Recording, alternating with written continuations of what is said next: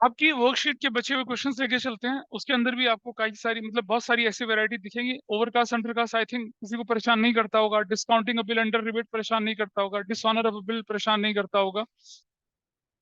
करता है? मैंने बोला डिसऑनर तो परेशान हो गया खुद ही। हाँ, चलिए देखिए जरा इसके क्वेश्चन को। मैंने आपके सामने ये क्वेश्चन डिस्कस किया था। कौन सा वाला? एक तो सेकंड किया था और एक लास्ट किया था, ठीक है? किया था ना सेकंड और लास्ट। आइए नंबर 3 देखते हैं। अच्छा, जितना भी मैंने डिस्कशन आपके साथ किया, in that discussion we have not touched any question which is based on overdraft. अब ओवरड्राफ्ट अगर बोलता है क्वेश्चन के अंदर तो आपको कुछ नहीं करना। प्लस रुपीज माइनस रुपीज, तो जहां माइनस लिखा वहां रख दीजिए वैल्यू को। कहता है overdraft as per cash book. Overdraft as per cash book बोलता है अगर कितने का, 10,000 रुपए का। But you have to do minus side में रख दीजिए वैल्यू। बाकी पूरा क्वेश्चन सेम है, उसमें कोई चेंज नहीं है। एक रत्ती भर का चेंज उसके अंदर नहीं आता है। ठीक है, there is no change in that.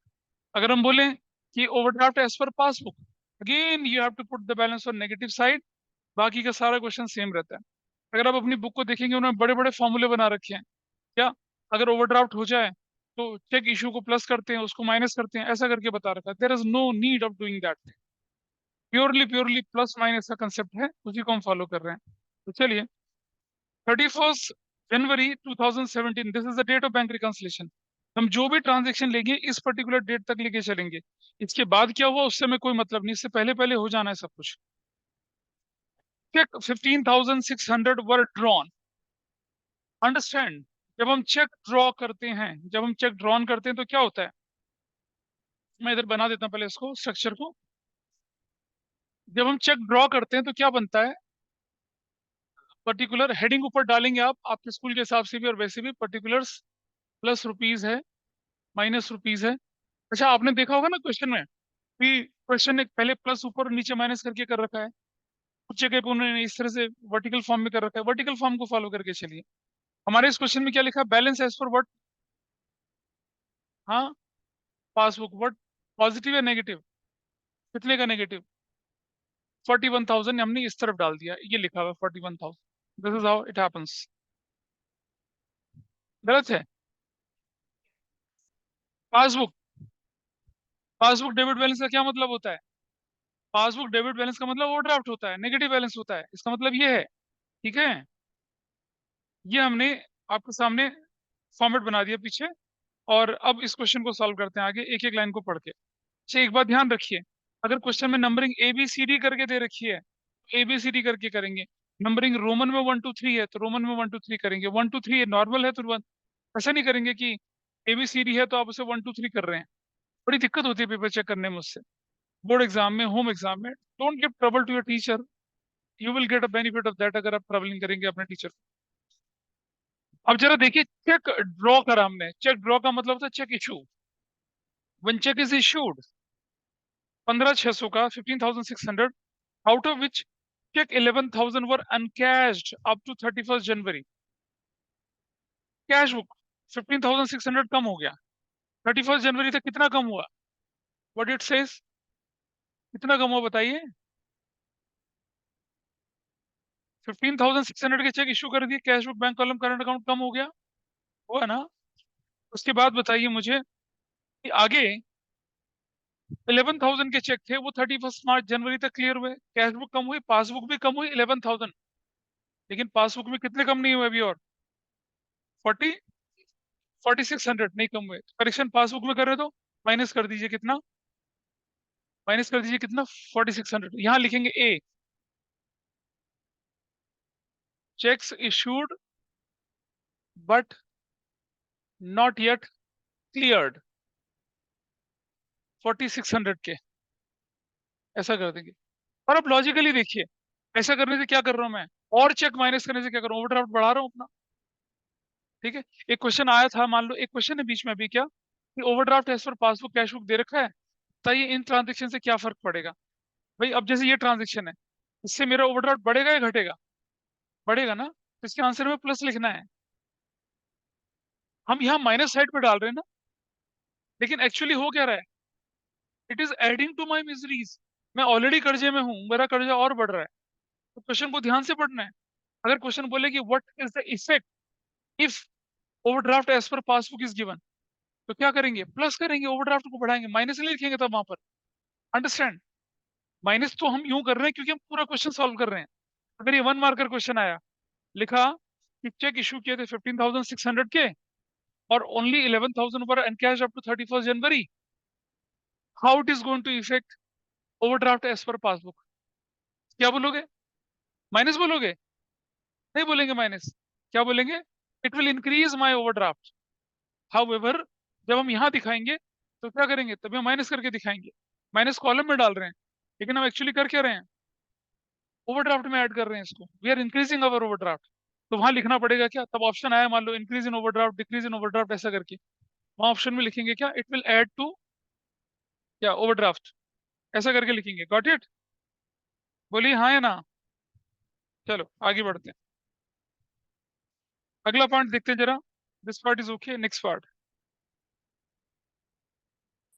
Wrong debit 800 was given by the bank in the passbook. Passbook में रॉन्ग डेबिट का क्या मतलब है भाई? यानी कि पासबुक कम हो चुकी है 800 रुपए से। समझ रहे हैं? रॉन्ग डेबिट इन पासबुक का डेबिट मतलब पासबुक मतलब डिक्रीज कर दिया, 800 कम कर दिया। करेक्शन किसमें कर रहे हैं? पासबुक में। तो क्या करेंगे? ऐड कर देंगे। B part, B for Bombay, क्या लिखेंगे? Wrong credit in passbook. कितने रुपए से? 800 रुपीज। रॉन्ग डेबिट ना पासबुक में, हाँ रॉन्ग डेबिट, सॉरी। दिक्कत है कुछ क्या? रॉन्ग डेबिट पासबुक में हो तो गया। अब जरा बाकी के एक बार अपने आप ट्राई करिए, जरा बाकी का ट्राई करिए एक बार, फिर मैं डिस्कस करता हूँ जल्दी से। अब एक और कंसेप्ट सीखिए। अगर मैंने बोला कि 29 जनवरी 2023 को, सुनना ध्यान से सुनना, चेक्स इश्यूड ₹50,000। अगर ये कंसेप्ट इससे रिलेटेड नहीं है, इट्स अ कंसेप्ट। 29 जनवरी 2023 को अगर मैंने चेक इशू किया, 50,000 रुपए के चेक इशू किए, ठीक है। Condition one, case one, cheques cheques ₹20,000 were encashed on 02/02/2023। तो बताइए क्या गड़बड़ है? डिफरेंस कितने का हुआ? 30 का डिफरेंस। डिफरेंस कितने का दिख रहा है यहाँ पर? कैसे पता लगाएंगे? 50,000 का चेक था, सिर्फ 20,000 के चेक फैब में क्लियर हुए। जनवरी में कितने के चेक क्लियर हुए? 30 के। तो डिफरेंस जो है, डिफरेंस करेक्शन एडजस्टमेंट कितने की करनी है? तो सोल्यूशन में क्या होगा? डिफरेंस या adjustment is to be done for ₹20,000 only. ऐसे क्लियर है? Is it okay? Is it okay और नॉट? अच्छा, डिफरेंस या adjustment is to be done for ₹20,000 only. This is fine with everybody. अब जरा लैंग्वेज में ट्विस्ट देखिए। लिखा हमने क्या? चेक्स ₹20,000 वर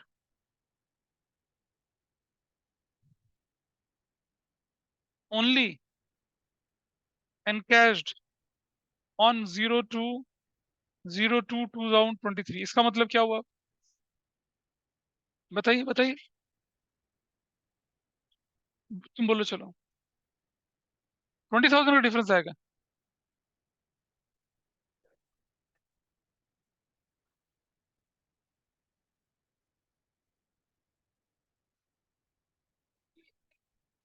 हाँ, डिफरेंस पूरे 50,000 का है। कैसे? ये भी क्लियर हुए, फेब में क्लियर हुए, मार्च में तो कुछ क्लियर ही नहीं हुआ। Cheques of ₹20,000 only cleared in second Feb. तो मतलब आउट ऑफ 50 जो चेक क्लियर हुए 20,000 के, वो भी फेब में क्लियर हुए। पहली बात तो मार्च में कोई चेक ही नहीं क्लियर हुआ, नहीं हुआ क्लियर मार्च। हाँ, जनवरी सॉरी, पहली बात तो जनवरी में कोई चेक ही क्लियर नहीं हुआ, और जो हुए भी वो कब क्लियर हुए, फेब में। हमारा रिकंसिलिएशन कब बन रहा है, जनवरी को बन रहा है। तो पूरा तो डिफरेंस कितने का हुआ यहाँ पर। हाँ, डिफरेंस, डिफरेंस जो है डिफरेंस, वो है पूरा ₹50,000 का। ये मतलब समझिए, और देखिए यहाँ पर cheques of ₹20,000 cleared on cleared on 31 January 2023। अब बताइए इसका क्या मतलब हुआ। अब डिफरेंस कितने का हुआ, 50,000 के चेक इशू किए थे, 31 मार्च तक कितने के चेक क्लियर हुए, 20,000 के चेक क्लियर हुए, तो कितने के चेक क्लियर नहीं हुए।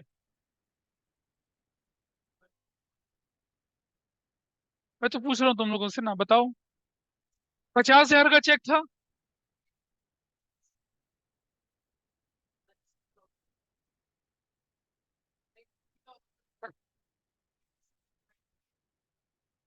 अरे 29 जनवरी को तुम्हारा चेक 50,000 का, ये चेक जो इशू हुए हैं 29 जनवरी को इशू हुए हैं।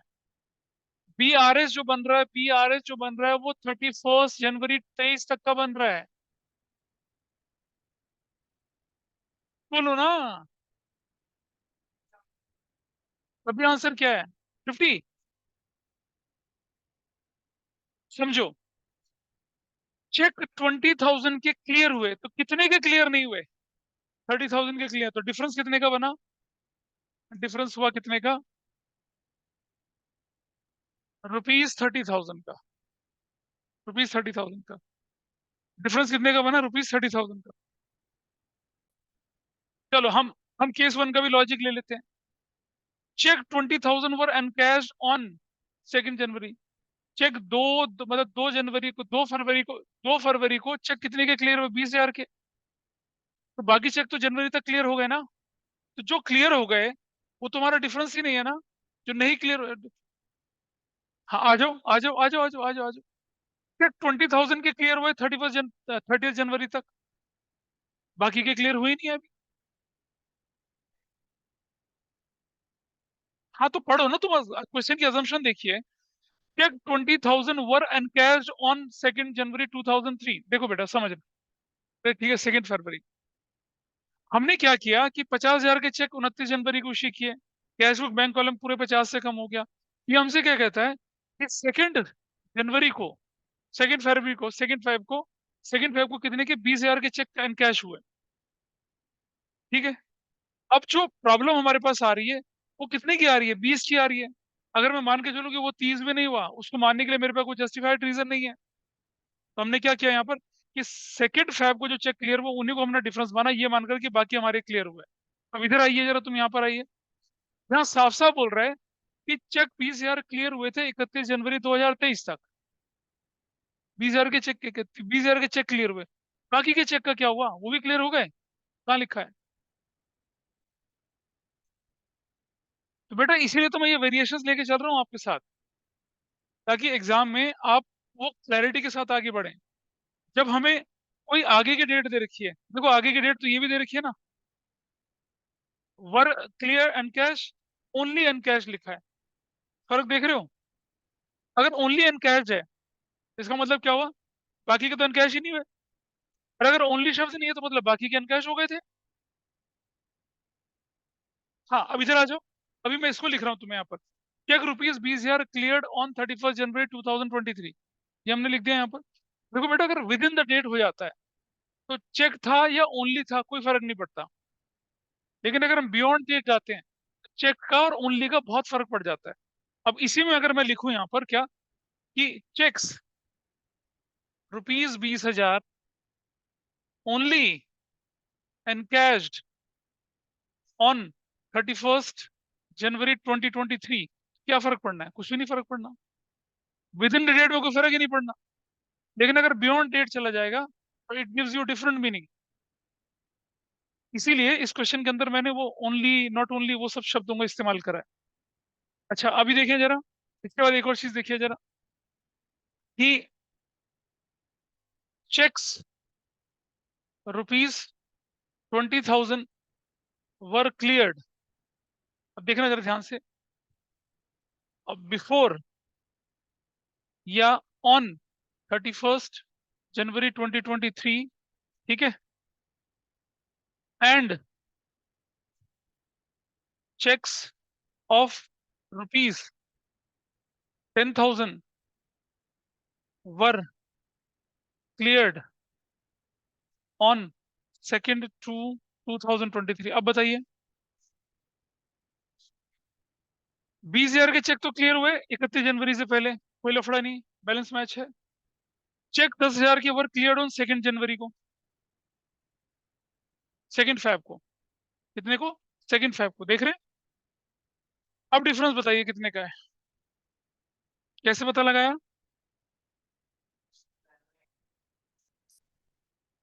चेक 20,000 वर क्लियर्ड बिफोर 31 जनवरी। चेक 10,000 के क्लियर हुए थे कब? 2 फेब को। तो सिर्फ 20,000 की तो क्लियर हुए, 10,000 का फेब, बाकी के बारे में कोई खबर नहीं है, और इससे पहले के हमारे बारे में कुछ बताया नहीं गया। तो डिफरेंस कितने का हो गया? डिफरेंस कितने का हो गया? यानी जो एरर करनी है वो कितने की? 30,000 रुपीज की है। एक और लाइन देखिए जरा। चेक्स रुपीज 20,000 वर क्लियर्ड। अबे यार देख लो तुम, cleared on 31 January 2023, and checks of rupees 10,000 were only cleared on 02/02/2023। अब इसमें क्या डिफरेंस आएगा बताइए?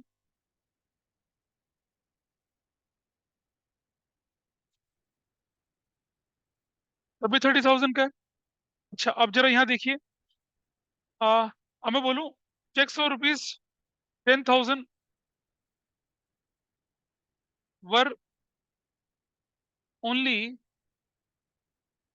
नॉट क्लियर्ड ऑन, कब बोलो? अब अब डिफरेंस बताइए कितने का है? कैसे? 20,000 के चेक क्लियर हो गए थे, चेक 10,000 के वर only not cleared on second. हाँ, तब भी वही डिफरेंस आएगा, तब भी कोई फर्क नहीं पड़ेगा, ठीक है, तब भी कोई फर्क नहीं पड़ेगा। तो अब इन सबको किनारे करके अपने क्वेश्चन की तरफ चलते हैं। अभी जरा लैंग्वेज की क्लैरिटी आएगी आप लोगों को। देखिए कैसे, देखिए क्वेश्चन देखते हैं दोबारा से। कौन से वाले पार्ट पे थे हम लोग? सी, सी पार्ट पे थे ना। A cheque of 200 was credited in the passbook but was not recorded in the cash book. Passbook में क्रेडिट का मतलब पासबुक बढ़ गई, So, पासबुक बढ़ गई, हाँ जी। so does only not cleared mean that everything other than 20,000 was cleared? बोलिए क्या? So doesn't everything not everything cleared other than 20,000? Isn't that what the question says, that only 20,000 were not cleared? Next question, this one. Yes. Cheques 20,000 were clear on 31 January, clear है, कोई दिक्कत नहीं है। Cheque 10,000 were only not cleared on second Only January, not cleared, that only not cleared means everything other than 10,000 was cleared. उसका एक question है online वाले बच्चे का। फीस सेइंग कि चेक 20,000 रुपए के क्लियर हुए थे 31 जनवरी को, and cheque of rupees 10,000 were only not cleared. देखो, समझना बेटा, नॉट क्लियर्ड ऑन लिखा हमने 2 फेब 2023। अगर मैं लिखता यहाँ पर क्या, देखो तुम्हारा मतलब पता कब क्लियर होता? अगर मैं लिखता यहाँ पर, then your answer must be correct. Oh, okay. 2 Feb का मतलब 2 फेब तक नहीं क्लियर हुए। हमें क्या पता कि 1 फेब तक भी ना क्लियर हुए हूँ, हमें थोड़ी क्लैरिटी है कुछ भी।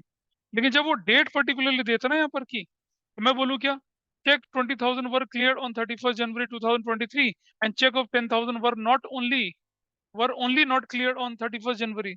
तो ये दोनों सेंटेंस को मिला के ये बनता है कि सिर्फ कुल मिलाकर 50,000 में से आउट ऑफ 50,000 सिर्फ 10,000 जो है वो जनवरी तक क्लियर नहीं हुए। ये पहले क्लियर हो गए थे, उसके बाद फिर और जो बचे हुए थे वो भी क्लियर हो गए, सिर्फ 10,000 का डिफरेंस आता था। Is that clear? अगर बहुत क्लियरली डेट स्पेसिफाई हो तब हम उस तरह की अजम्पशन लेके चलेंगे, Yes, sir. अगर बहुत क्लियरली डेट स्पेसिफाई तो नहीं लेके चलेंगे उसको। अब आ जाइए दूसरे क्वेश्चन पे अपने, जो हम कर रहे थे। क्या लिखा था दूसरे क्वेश्चन में, बताइए, what was mention there? Language बताइए कोई मुझे। देखें,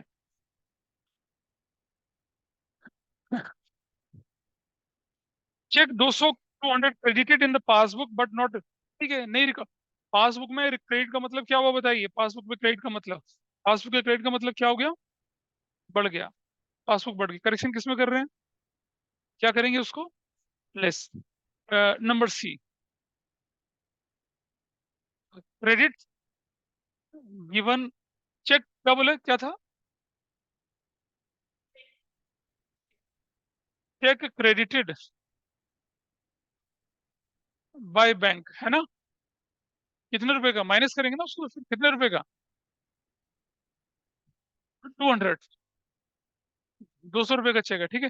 बैंक ने गलती से बढ़ा दिया था, we have to rectify it, passbook में हम इसे माइनस कर देंगे। अगर क्वेश्चन बोले कि एक नंबर का सिंगल मार्क का क्वेश्चन अगर होगा तो क्या बोलेंगे? इट विल इंक्रीज या it will be added to overdraft, इसका मतलब ये बोलेंगे। हालांकि फुल फ्लेज क्वेश्चन में हम माइनस करेंगे, लेकिन अगर वन मार्कर क्वेश्चन में बोलेगा तो क्या बोलेंगे? It will increase our overdraft, ऐसा बोलेंगे। नेक्स्ट ट्रांजेक्शन देखिए आपके सामने क्या है। It says check amounting rupees 21,000 were deposited for collection, but out of these checks 7,400 has been have been credited in the passbook on। अब आप देखिए, out of these cheques only नहीं लिखा, ओनली नहीं लिखा, चेक्स है जो कि 5 फरवरी को 2017 को क्रेडिट हो गए। आपकी कैश बुक के हिसाब से क्या हुआ, 21,000 रुपीज बढ़ गया, बट पासबुक में क्या हुआ, फरवरी में कितना, 7,004, बाकी सब हो गया, बट 7,400 नहीं हुआ। डिफरेंस कितने का है? 7,400 का। तो what we have to do, ठीक है, ऐड, ठीक है, वैसा करना है। अच्छा, अगर हमसे बोलता क्या, cheque of rupees 70,400 only credited in passbook, तब पूरा 21,000 का डिफरेंस हो जाता, ठीक है। अभी हमें क्या करना पड़ेगा, 70,400, 7,400 को क्या करना पड़ेगा, ऐड करना पड़ेगा। तो हम लिखेंगे क्या, D point, check deposited but not yet credited, कितने के, 7,400। अगर बोले कि सिंगल ट्रांजेक्शन का इफेक्ट ओवरड्राफ्ट में क्या पड़ेगा, it will reduce our overdraft, it will B decreasing our overdraft, ऐसे ध्यान रखना। रिकंसलेशन में तो क्या कर रहे हैं, इसे हम प्लस कर रहे हैं, लेकिन वहां इसका इफेक्ट क्या होगा, ओवरड्राफ्ट हमारी वैल्यू कम हो जाएगी। और आगे चलते हैं, डी के बाद ई पार्ट है आपका, देखिए what it says E part. A check of rupees 1,000 was returned dishonored by the bank was debited from passbook only। आइए समझते हैं इसका क्या मतलब है। जब हम चेक जमा कराते हैं तो cash book increases, cash book bank column current account increases and passbook increases as well. जब चेक डिसऑनर हो गया, passbook got decreased, debit in passbook, but there is no effect in cash book. Correction किसमें कर रहे हैं, तो क्या करेंगे उसको, एड बैक करेंगे। तो what I will write here, E, क्या बोल दिया, cheque dishonoured but not recorded in cash book, है ना? कितने रुपए का बताइए, हाँ, value value 1,000, done, this part is done. बोलो, नहीं, अगला अगला अगला पार्ट देखिए जरा जल्दी से। Interest on overdraft and bank charges amounted 100 were not entered in the cash book. सुनो बेटा, बैंक चार्जेस और इंटरेस्ट ऑन ओवरड्राफ्ट आपकी पासबुक को कम करते हैं। करेक्शन पासबुक में करें तो क्या करेंगे, ऐड करेंगे। तो क्या लिखेंगे, interest on bank overdraft, F. ये मेरे पास जगह नहीं थी इसलिए मैंने लेस प्लस नहीं लिखा, आपको लिखना है। क्या कर रहा, ऐड करना, ऐड, हाँ ऐसे लिखना चाहिए था, add interest on overdraft and bank charges adjusted या नॉट रिकॉर्डेड। कितने रुपए का था बताइए? 100 रुपीज का। नेक्स्ट पार्ट देखते हैं अगला। अगले पार्ट में क्या लिखा है हमारे पास? A cheque 500 debited in cash book but omitted. Omitted मतलब भूल गए। बैंक मतलब बैंक में डालना भूल गए। चेक डिपॉजिट किया मतलब कैश बुक में एंट्री हो गई, कैश बुक बढ़ गया, पासबुक तो डाले नहीं, भूल गए। करेक्शन किसमें कर रहे हैं? एड बैक करेंगे। एफ के बाद जी क्या बोलेंगे? Add cheque deposited and entered in cash book but not banked. कितने रुपए का था ये? 500 का। बस इतना ही था ना लास्ट वाला ये पार्ट? और भी है? हो गया। इसका आंसर निकाल लीजिए। Which side is higher? Obviously कितना 40 कितना बन गया? 45। और what is the value here? Dash. क्या लिखेंगे हम? Overdraft as per cash book, या क्या लिखेंगे? Credit balance as per cash book. कितना डिफरेंस आया? 36,000 पूरा। 36,000 दैट्स योर आंसर। ऐसा करके किया, ठीक है। अच्छा, अब ना मैंने पिछली क्लासेस में क्या किया था कि कुछ थियोरेटिकल पोर्शन थे जो डिस्कस नहीं करे थे, उनको डिस्कस करने का the we'll come again to this part. Theoretical question ना 1 मार्कर के पॉइंट ऑफ व्यू से इंपॉर्टेंट होते हैं। कैसे, जरा मैं बता दूं आपको। बहुत बेसिक सी चीजें हैं कि अब देखिए, आजकल का ट्रेंड एग्जाम का क्या है, वो मीनिंग मीनिंग डेफिनेशन वगैरह नहीं पूछते हैं। बिल्कुल नहीं पूछते हैं।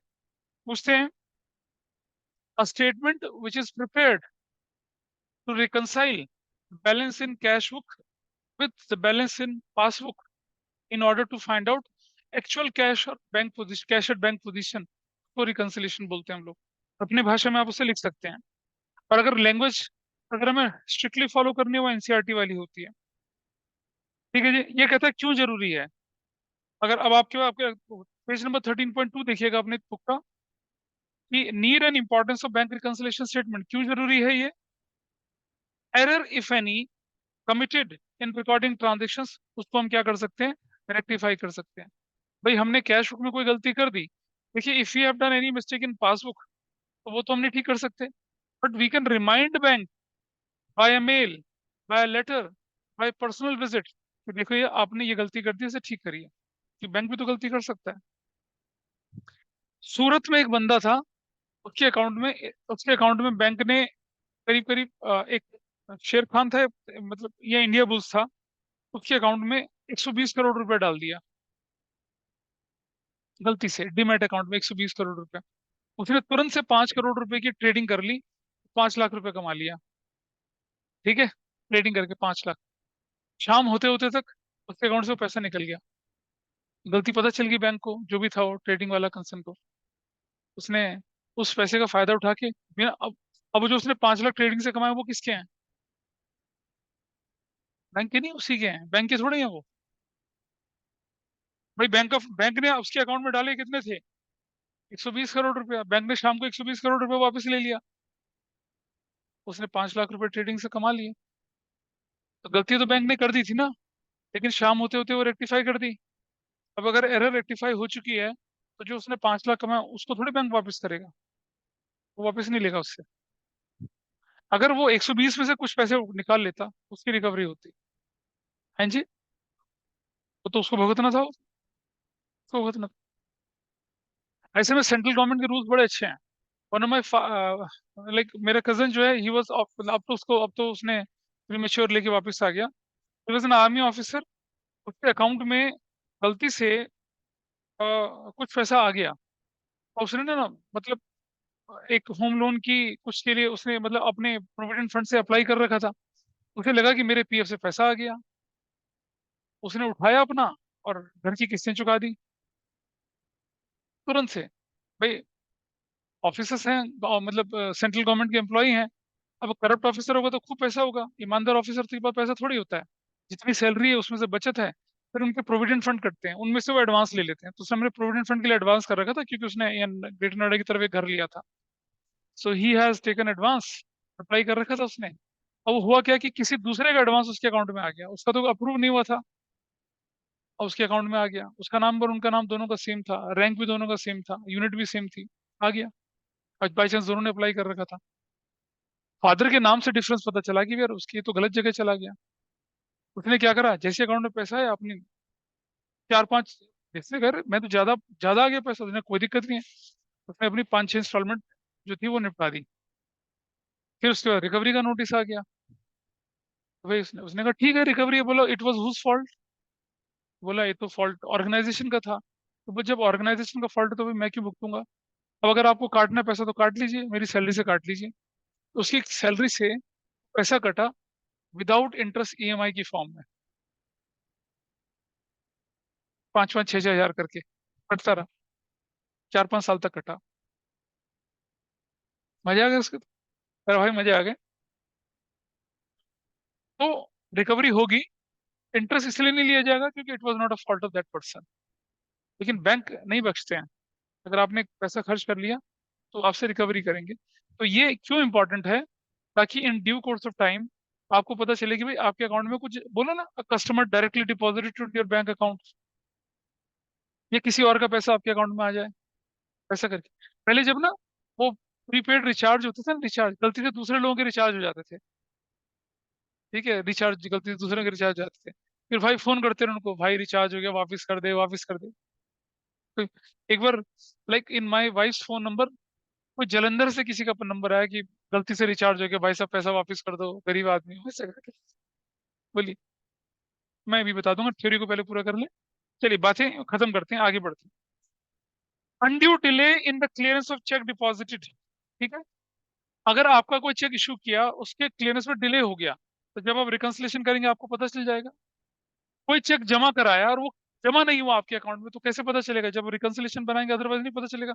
मैंने बताया ना, कोरोना टाइम में समबडी ऑनलाइन ट्रांसफर करा अकाउंट में, वो आया ही नहीं। जब कोरोना हटा, बैंक में गए, जी क्या हुआ, क्या परेशानी है। उनके बैंक से मैसेज आ गया कि उनके, वो अपने बैंक से लेके आ गए थे नोट, एक नोट, कि इतना अमाउंट निकल चुका है इतनी तारीख को इतने बजे। उन्होंने हमें फॉरवर्ड कर दिया। हम अपने बैंक के गए जो ओखला में था, स्टेट बैंक ऑफ इंडिया, वहां जाके पता करा कि, तब उन्होंने बोला कि हाँ पता था, लेकिन वो पैसा पता कहाँ डाला गया था बैंक ने, सस्पेंस अकाउंट में। Suspense account is actually use by banks, suspense account में पैसा डाला हुआ था। तब उनको प्रूफ दिखा, तब उन्होंने उस अकाउंट को क्रेडिट करा, करीब 2 साल बाद। अच्छा, रेगुलर रिकंसिलेशन डिस्करेजेस एम्बेजलमेंट्स। एम्बेजलमेंट जानते हैं ना, एम्प्लॉय द्वारा की गई धोखाधड़ी, उससे बचते हैं। Reconciliation helps to verify accuracy of entries recorded in cash book as well as in pass. ये इसके एडवांटेज है। रीजन क्या हो जाते हैं देखिए जरा, क्यों डिफरेंस आता है, इस पर क्वेश्चन बनता है। Difference due to timing and recording entries. हमने तो एंट्री आज ही रिकॉर्ड कर दी, हमने एक चेक फ्राइडे शाम को डाला, इशू कर दिया, और सैटरडे संडे मान लिया वेजिटेड हॉलीडे आ गया, तो सैटरडे संडे तो क्लियर होगा नहीं। Cash book bank column current account से तो क्या हो गया, निकल गया वो। अच्छा, सैटरडे संडे, मंडे को बैंक की स्ट्राइक हो गई, ट्यूसडे को बैंक खुले, ट्यूसडे को प्रोसेस क्लियरिंग हुआ, थर्सडे, ट्यूसडे के बाद वेनेसडे, थर्सडे, फ्राइडे को जाके वो क्लियर हुआ। तो टाइम गैप हो गया ना। ये भी बैंक रिकंसिलिएशन का एक रीजन बनता है कि टाइम गैप होता है हमारे जमा करने में, बैंक से क्लियर होने में। That is why bank reconciliation is required. ये रीजन बनते हैं कि क्यों पासबुक और कैश बुक में डिफरेंस आता है। Transaction recorded recorded by bank but not the account holder.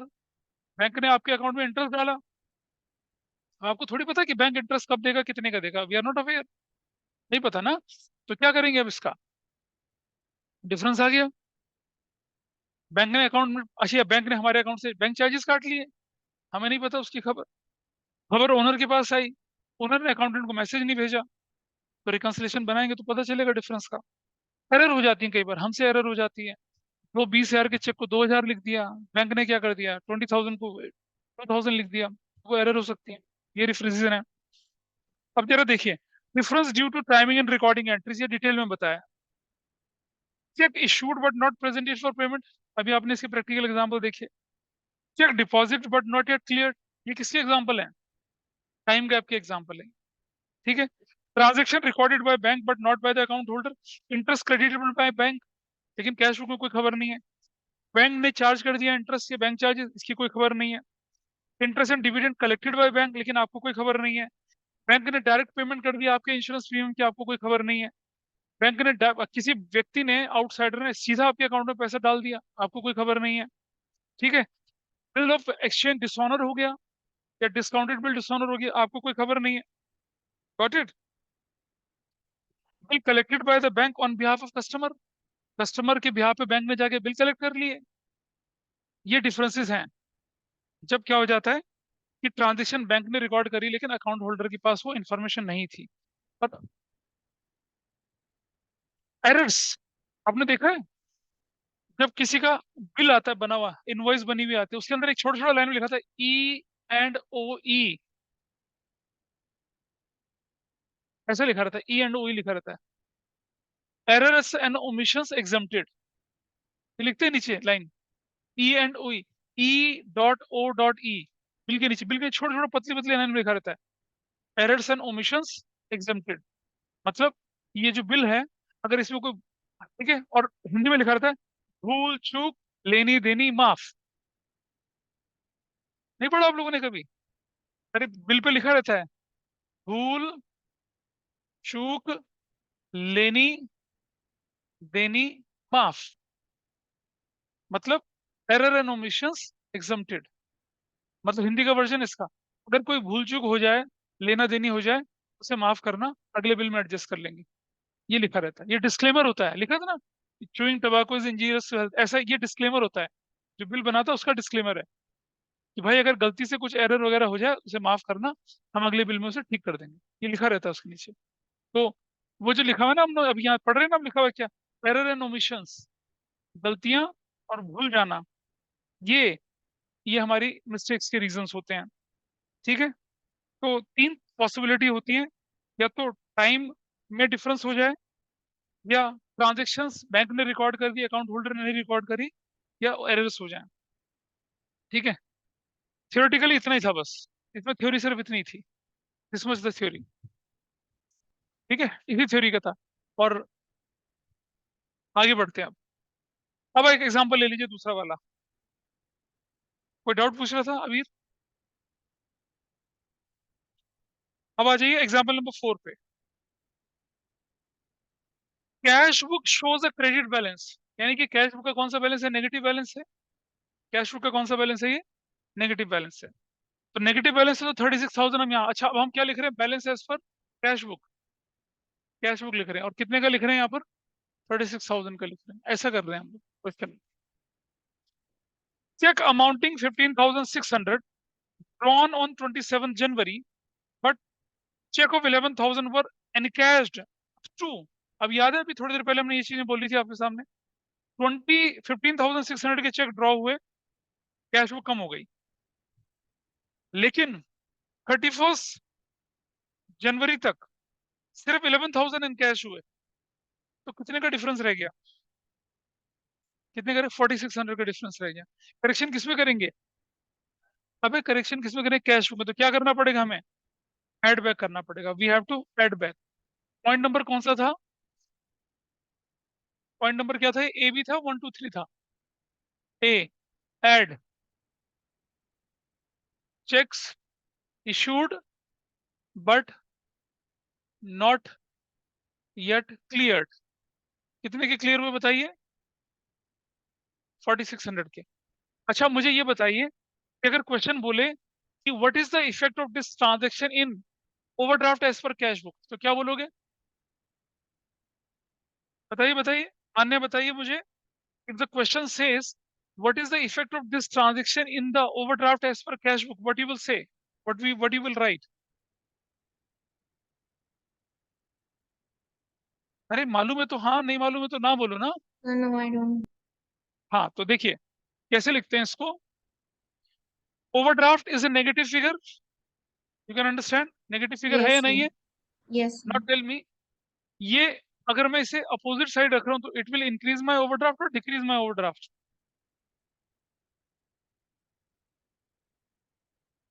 You have Again, negative 36 and yes, this is positive 4600।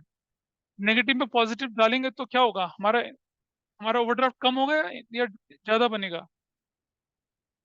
It will increase my overdraft और डिक्रीज माई ओवरड्राफ्ट? ऑनलाइन वाले से पूछ लो ना बेटा, एक होगा ना, इंक्रीज या डिक्रीज में तो कुछ होगा, बोलो।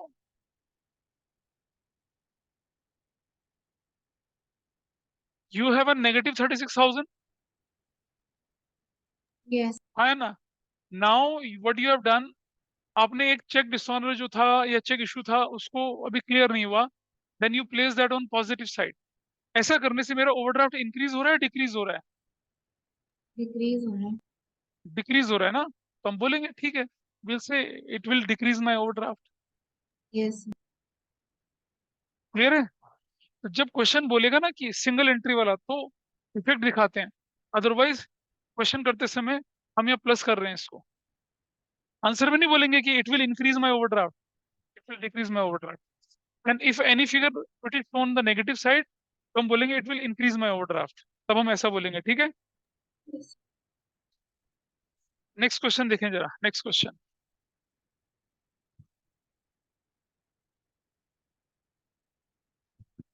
Wrong debit 800 was given by bank in the pass. अच्छा, ये तो सेम क्वेश्चन है भाई, सेम ही है ना? हाँ सेम क्वेश्चन है, हाँ, ये सेम क्वेश्चन है, तो I will not take this question now. Same है, आपको उस तरीके से सोचना है तो ये कर सकते हैं, इसको मैं नहीं कर रहा इसको। हाँ, कर लिया ना? हाँ, this is same question, that will not be problem, okay. But it जैसे क्वेश्चन नंबर 3 था वैसे ही क्वेश्चन है ये, बट सिर्फ हमने क्या कर दिया, overdraft as per cash book कर दिया बस। सो मैं I am not solving it further, क्योंकि बिल्कुल वैसे क्वेश्चन था जैसे हमने पिछला किया था, सिर्फ वैल्यूज इधर उधर हो जानी है बस, ठीक है? अब अपनी बुक के क्वेश्चन के डाउट निकालिए फटाफट से। आई होप आपने काफी क्वेश्चंस कर लिए होंगे। Solve question number 28, page number 13.54 from your text book, करिए सॉल्व इसे ऑनलाइन में सब। चलिए देखिए, राज का ओवरड्राफ्ट पासबुक 12,000 कहाँ डालेंगे, नेगेटिव साइड में। मैं I am not writing it, negative side में डाल दिया, क्लियर है? मैं सिर्फ प्लस माइनस करके दिखा रहा हूं आपको कि क्या करना चाहिए था आपको। What is the overdraft? और सुनो, डेट डालनी है हमें कितने की, 31 मार्च की। जो डेट है 31 मार्च 2023 की है, फॉर्मेट के हिसाब से बनाएंगे। And it says overdraft as per, कौन सी बुक है, पासबुक, कितने का कहता है वो ओवरड्राफ्ट, 12,000 का, ठीक है? This is entry number 1। 30 March को चेक इशू किया था 70,000 का, out of the cheque amounting 3,000 only can cash up to, सिर्फ डिफरेंस कितने का हो गया, 67 का भाई, 67 का डिफरेंस बना। 31 मार्च को बना रहे हैं, आपकी कैश बुक तो पूरी कम हो गई, लेकिन पासबुक कितना कम हुई, सिर्फ 3,000, डिफरेंस कितने का, 67।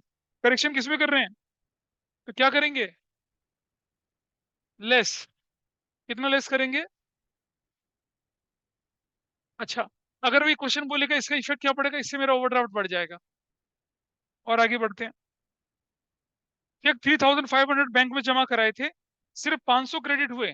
करेक्शन करने के लिए क्या करेंगे, बाकी के 3,000 में हम क्या कर देंगे, ऐड बैक करेंगे। ऐड नंबर 3, ऐड करेंगे, कितना ऐड करेंगे बताइए? इससे ओवरड्राफ्ट में क्या फर्क पड़ा, ओवरड्राफ्ट डिक्रीज, माने समझ पा रही है, ओवरड्राफ्ट इससे डिक्रीज होगा, it will decrease the overdraft. yes, sir. Next, bank charge 500 interest, हमें कोई खबर ही नहीं है उसकी, तो क्या करेंगे, नंबर 4, ऐड। बैंक में इंटरेस्ट था ना, बैंक में इंटरेस्ट का मतलब passbook is reduce, there is no information in cash book. Correction किसमें कर रहे हैं, तो हम क्या करेंगे, उसे ऐड बैक करेंगे। ऐड कितना, 500, this will reduce my overdraft. Number 5, passbook, अब जरा ध्यान से समझना, ये अच्छा पॉइंट है इसमें। Passbook shows a credit of 1,000, यानी कि पासबुक में क्या हो गया, 1,000 बढ़ गया, representing 400 paid by debtor Raj direct and 600 corrected by bank directly in respect of interest on Raj investment. Raj को कोई खबर ही नहीं है, पासबुक शोज करती है increase, there is no information, correction किसमें कर रहे हैं, पासबुक में, माइनस, माइनस, लेस 1000। अब ये तो एक ही चीज है, वो तो वो तो एक आना था एक जाना था, तब करा था हमने अलग अलग। ये तो दोनों आ रहे हैं, अरे इंटरेस्ट भी आ रहा है और कैश भी आ रहा है, तो दोनों, it is increasing your passbook. अगर मान लो इंटरेस्ट अलाउड और बैंक इंटरेस्ट चार्ज, तो दोनों को अलग अलग करते ना फिर तो।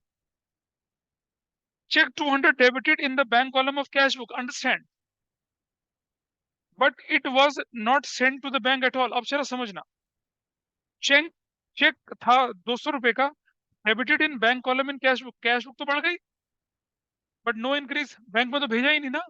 करेक्शन किसमें कर रहे हैं, क्या कर देंगे, ऐड कर देंगे, ऐड नंबर 6, ऐड। ठीक है, जब भी मैं कैश बुक बोलूंगा, इसका मतलब होता है कैश बुक के बैंक कॉलम का करंट अकाउंट, ऐड कर देंगे, हाउ मच अमाउंट, 200। बताए टोटल करिए जरा क्या आता है, ये कितना वैल्यू है, 80,000, 80,000, व्हाट अबाउट दिस, 76,000। क्या लिखेंगे, हम लिखेंगे यहाँ पर क्रेडिट बैलेंस या ओवरड्राफ्ट एज पर क्या, cash book, that's your answer. ठीक है, तो अब अब बाकी तो सिर्फ प्रैक्टिस ही करनी है क्वेश्चंस में, ऐसा कुछ बचा नहीं करने के लिए, कंसेप्चुअली सारी चीजें देख चुके हैं। आप देख रहे हैं सबसे आसान चैप्टर ये हुआ कर होता है, होना है, होता ही है। सिर्फ क्या करना है, इंक्रीज डिक्रीज को देखना है आपने, और लैंग्वेज को हल्का सा डिकोड करना है। ठीक है, तो बस इतना है। बाकी जिन लोगों का एग्जाम है मैं उनके साथ टाइम पे, किसी और का एग्जाम है मंडे को, मंडे मतलब कल।